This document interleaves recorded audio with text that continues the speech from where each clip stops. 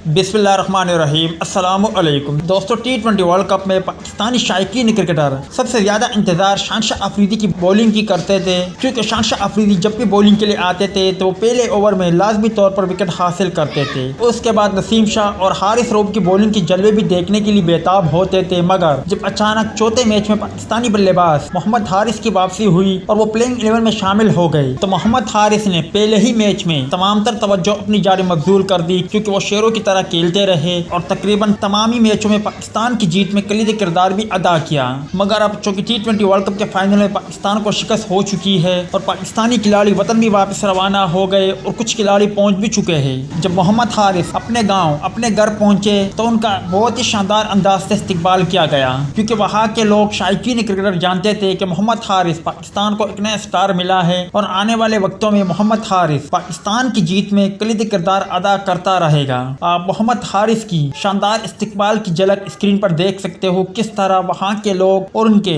घर के अफराद मोहम्मद हारिस के लिए बाहर आ जाते हैं और उनके इस्तकबाल के लिए खड़े होते हैं। यकीनन इसका अंदाजा मोहम्मद हारिस को नहीं था, मगर जब मोहम्मद हारिस ने ये लम्हा देखा तो वो भी काफी ज्यादा खुश हो गए। आपको मोहम्मद हारिस की अनोखी इस्तकबाल किस तरह लगी और क्या आने वाले वक्तों में मोहम्मद हारिस पाकिस्तान की जीत में कलीदी किरदार अदा करेंगे या नहीं, इस हवाले से कमेंट सेक्शन आपके कमेंट्स का मुंतजर रहेगा।